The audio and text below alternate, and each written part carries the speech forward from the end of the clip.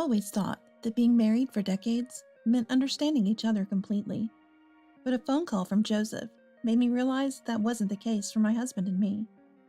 I'm sorry, but it looks like it's going to be difficult to continue sending money for Mom's care. What?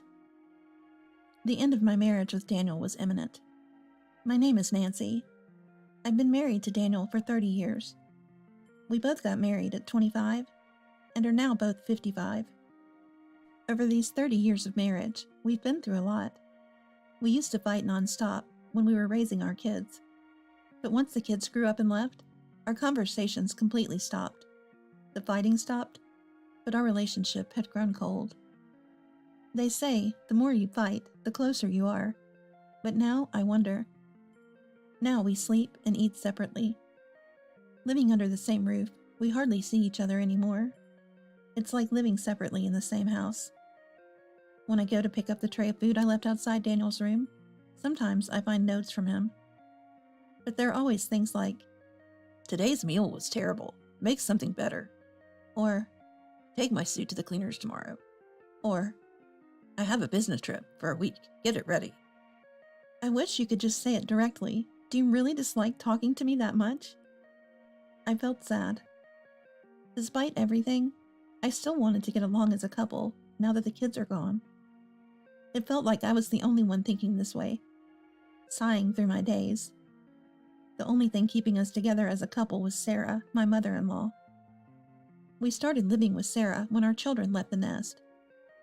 It's been 5 years since my father-in-law passed away, and Sarah has aged significantly.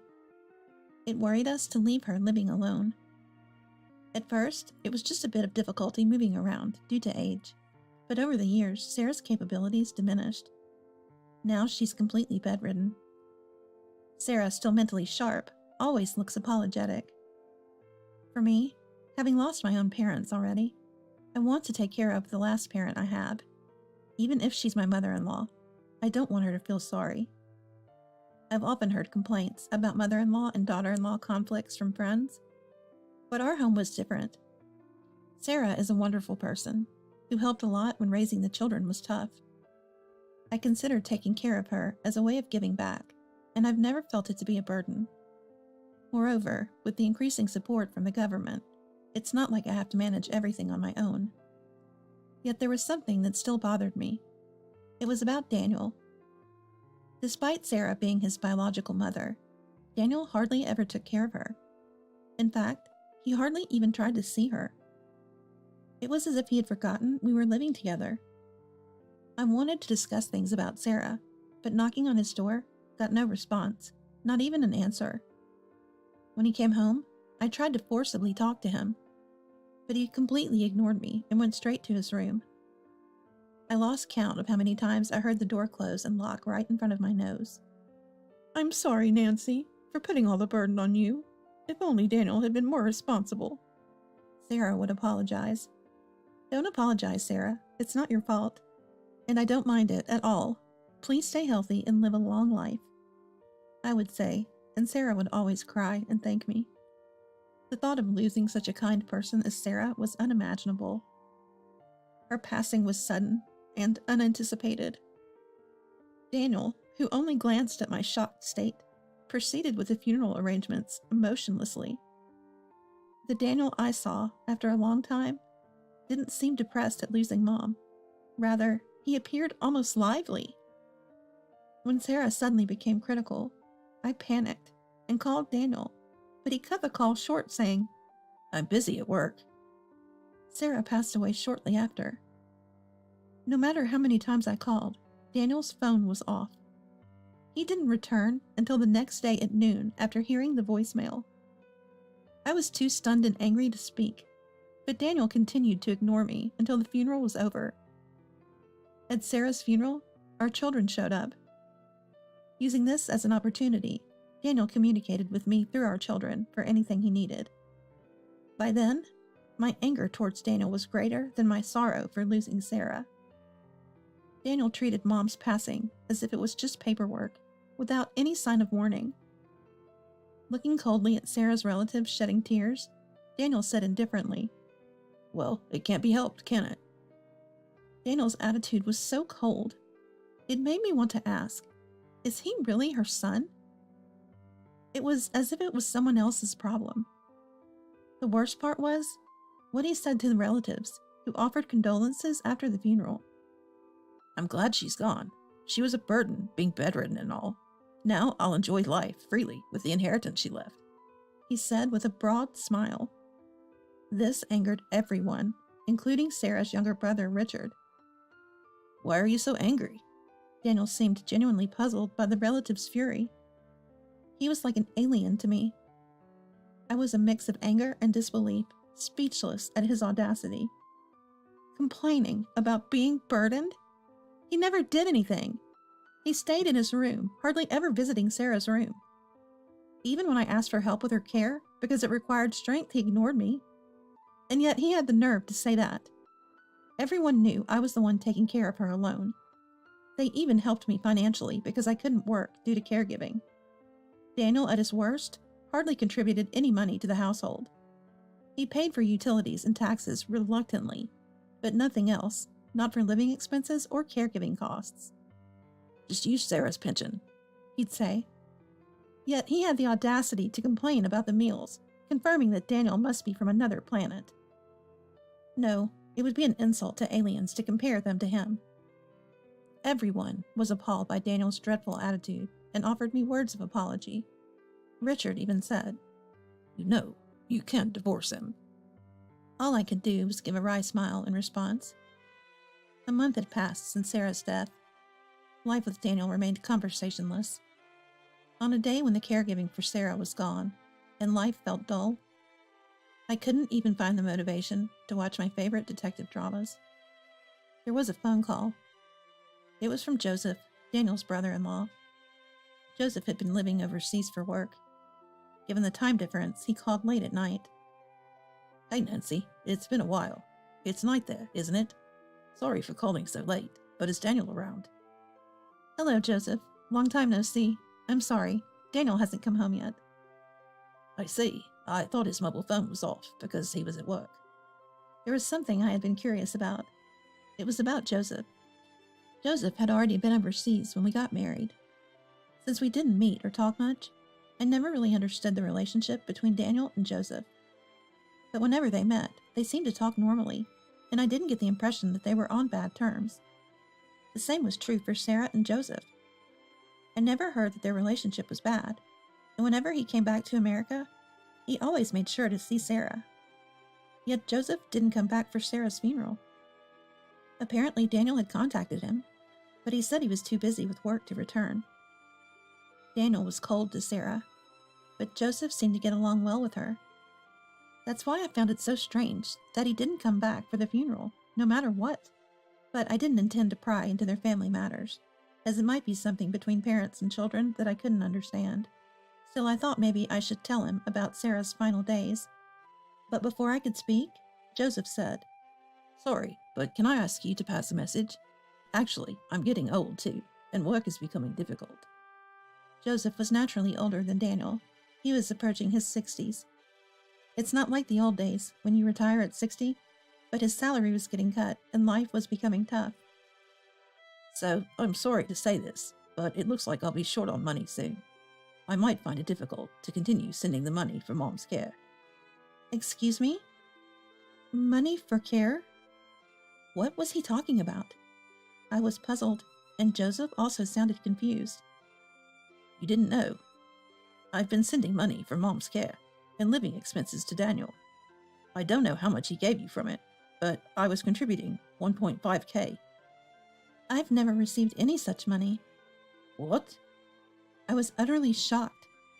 Joseph was just as surprised by my reaction. I had a long talk with Joseph to understand what was happening. Joseph's story went like this. Joseph had been sending money to Sarah for a long time, but when she started needing care a few years ago, he began transferring it to Daniel. Even though Sarah appeared mentally sharp, Daniel, concerned about her ability to manage money due to aging, set up a new bank account for her, and Joseph had been sending money there. However, anticipating a tighter financial future, maintaining the same amount of support was becoming difficult. feeling obligated to contribute financially to the caregiving he had fully entrusted to us. Joseph had called to say he would not stop the payments completely, but requested to reduce the amount. But I was completely unaware of any remittances from Joseph.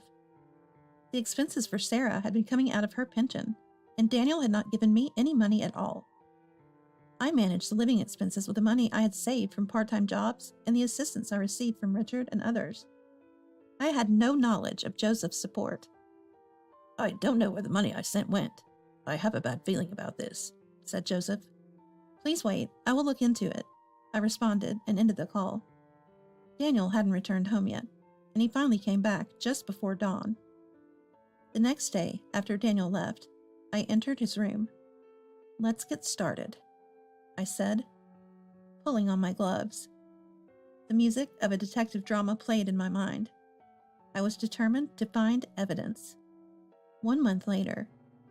A month had passed since Joseph's call. 2 months since Sarah's passing. I found myself at a certain place. Watching from inside a car, I felt like a detective on a stakeout. The suspect seemed reluctant to show up. Yeah, Nancy, maybe you should take off your sunglasses since it's night, said my partner with a wry smile. That was Joseph, temporarily back in the country. Maybe I got a bit carried away. Sorry, I said, taking off the sunglasses and looking at the person next to me. Is it about time, Joseph? If they stick to their usual routine, they should be taking a break now, so it should be soon. Just as he finished his last bite of his sandwich, we saw them. There, they've come out. Let's go. Joseph and I got out of the car and confronted the 2 people who emerged from the hotel. Excuse me, you 2, can we have a word? What, Nancy? Why are you here? We knew you always use this hotel, so Nancy and I were staking it out. What on earth are you doing? What? Joseph too? Why? Why are both of you here? Well, there's a lot to talk about, isn't there? Let's go back to the house and discuss this more comfortably. Well, then I guess I'll be going. Joseph grabbed Daniel's arm as his face turned ashen. His determination not to let Daniel escape was evident. Seeing this, the woman who came out of the hotel with Daniel, his affair partner, Jessica, tried to leave. But we weren't going to let it go that easily. I grabbed Jessica's shoulder firmly. To the despairing Jessica, I offered a sly smile and said, "Let's talk slowly, at our place, shall we?" Jessica silently nodded along with Daniel. Good, she's cooperative. Let's have an explanation then. The 4 of us moved to our house. In front of the sofa where Joseph and I sat, 2 adults sat hunched and intimidated, Daniel and Jessica. I stood up, approached Daniel, and presented a banking card in front of his downcast eyes. What is that? Looks familiar, doesn't it? No, I have no idea what that is. I brought the card so close to his eyes as if to stick it there, saying, "You do remember, don't you?" Yes, I do. What is it? It's my bank account. What about the $1.5 thousand deposited every month? What was that again? You know what it is, don't you? I tapped Daniel's forehead with the banking card.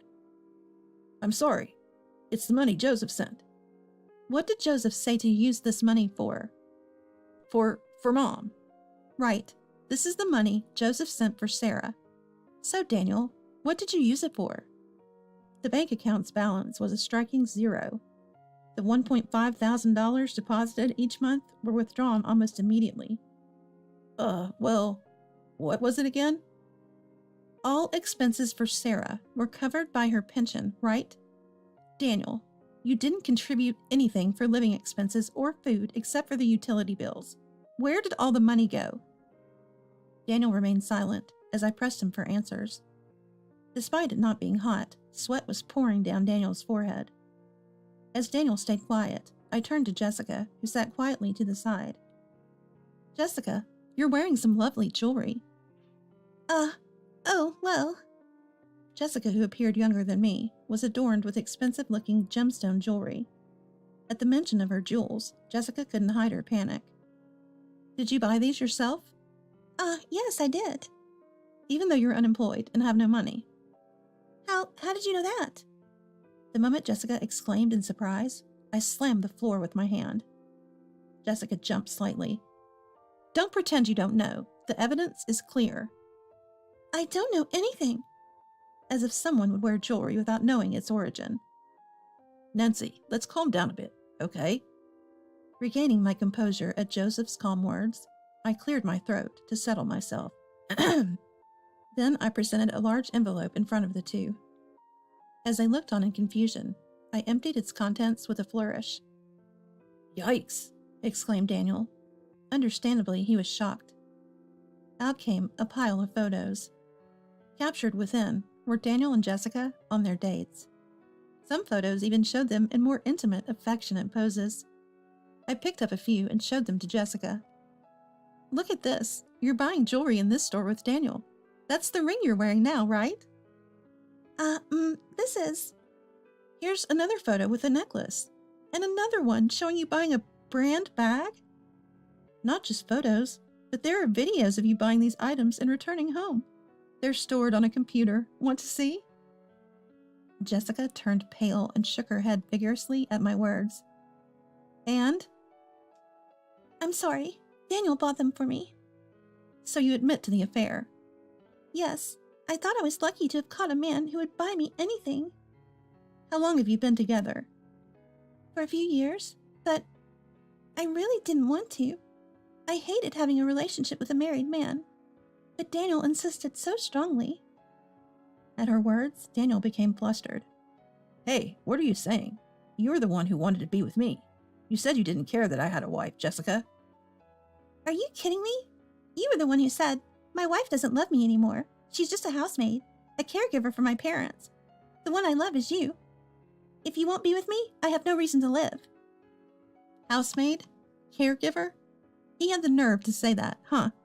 Noticing my glare, Daniel momentarily panicked, but then, unbelievably, glared back. It's all Nancy's fault. Always busy with childcare, work, caregiving, abandoning her duties as a woman, and leaving me alone. Daniel retorted, unreasonably angry.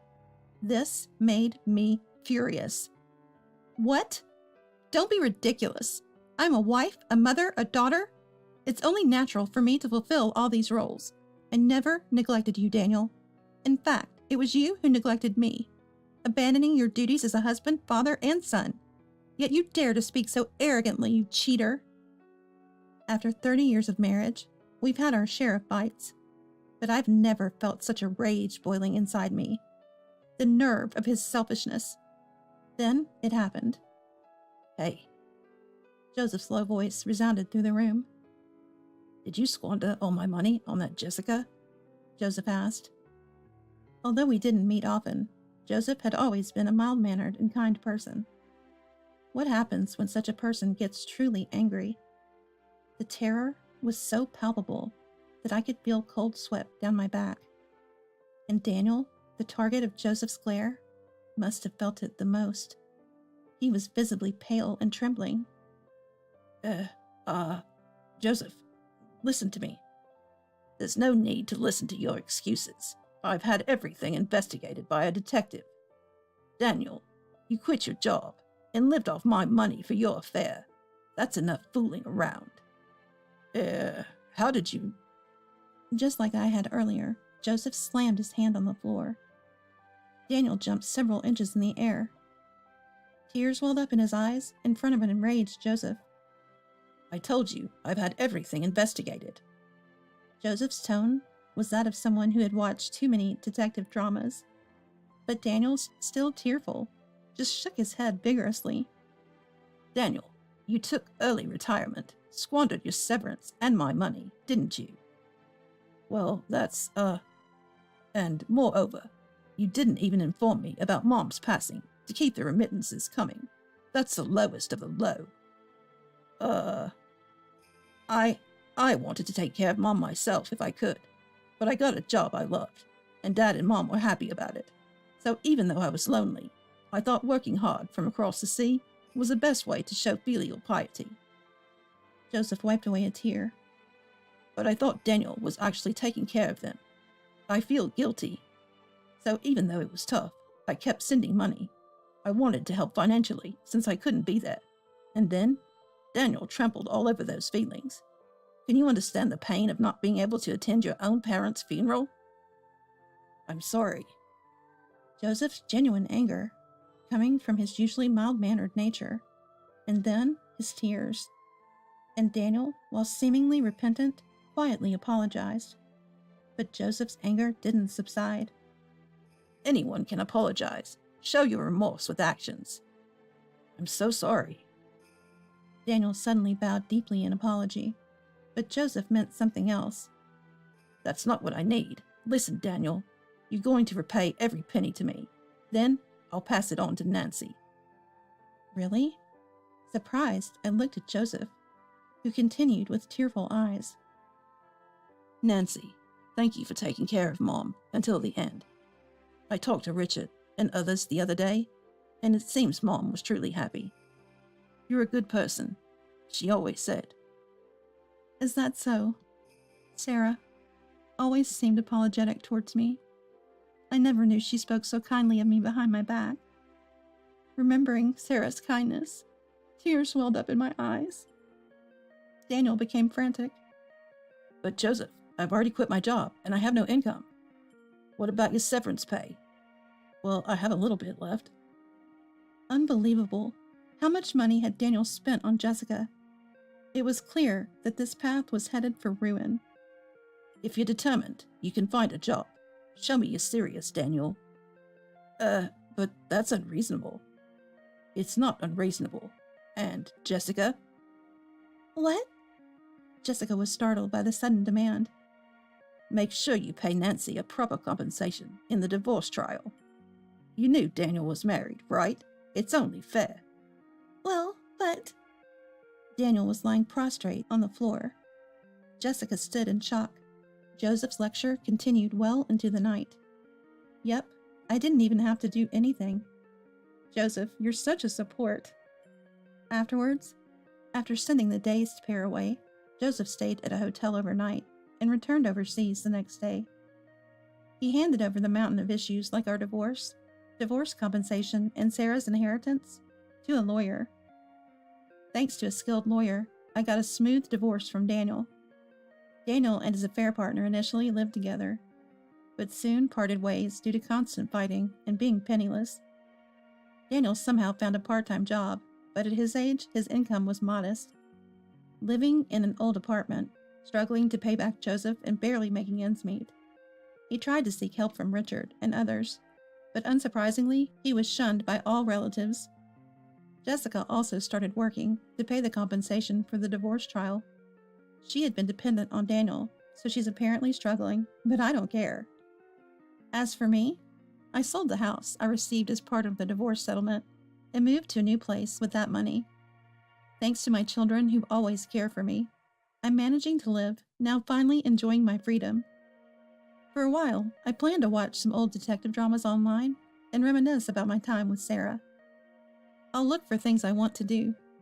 That's what I was thinking, but now, I'm sitting in an airplane seat. Joseph said, Why don't you come over here for a change of scenery and think about your future? I thought going abroad was a bit of a luxury, but I decided to take up Joseph's offer as a reward for all my hard work. By the time I return to America, I'm sure I'll have found something I want to do. Everything will be okay, because life is still full of possibilities ahead.